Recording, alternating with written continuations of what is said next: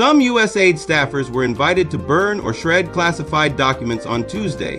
While classified government material is routinely burned or shredded in certain situations, activists have raised the alarm about potential violations amid ongoing legal cases.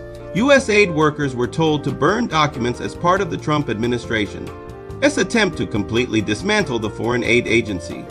In an email sent to certain employees and obtained by Fortune, USAID's acting executive secretary, Erica Carr, asked staff to shred and burn classified documents and personnel documents cleared from the agency's headquarters. She told staff to meet at USAID HQ from 9:30 a.m. on Tuesday for the Daylong event.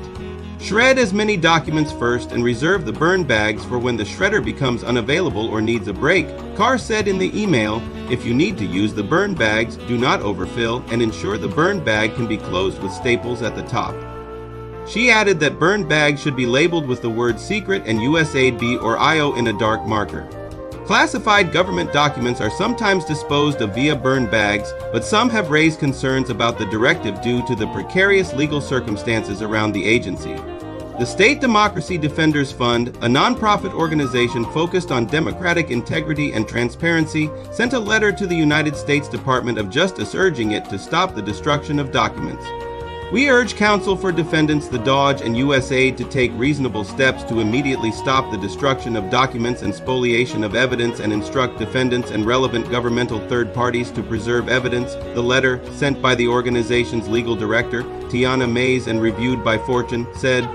The letter cited a recent order from Judge Theodore Chang that required specific orders or other decision documents signed by the authorizing government official that authorized decisions relevant to the case, including decisions to place employees on administrative leave and to terminate personal service contractors. A union representing USAID staff also told the BBC it was alarmed by the directive and warned that documents involved may be relevant to ongoing litigation regarding the termination of USAID employees and the cessation of USAID grants.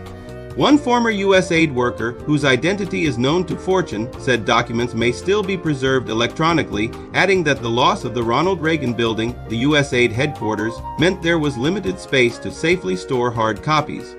Organizations fighting the administration's plan to shut down USAID filed an emergency motion on Tuesday afternoon to try and pause the destruction of documents. Defendants are, as this motion is being filed, destroying documents with potential pertinence to this litigation, the emergency motion said.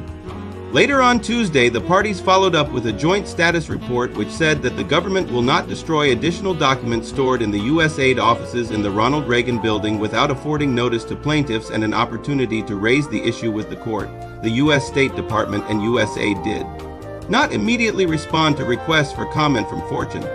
USAID shut down. The U.S. Agency for International Development has been almost entirely dismantled since Donald Trump took office. The president publicly took issue with the agency before he was sworn in. His chief cost cutter, Elon Musk, also publicly attacked the aid agency, labeling it a criminal organization.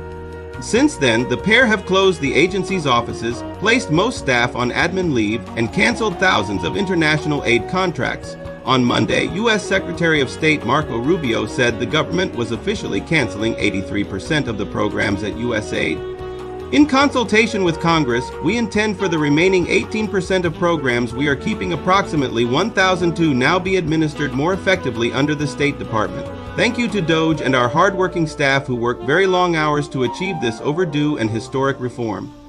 He said in a post on X there are still ongoing legal cases scrutinizing how the shutdown of USAID was carried out.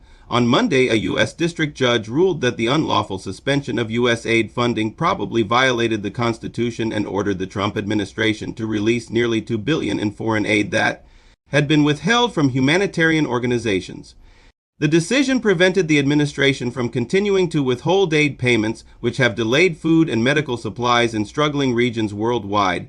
However, the ruling does allow the administration to proceed with plans to cancel future aid contracts.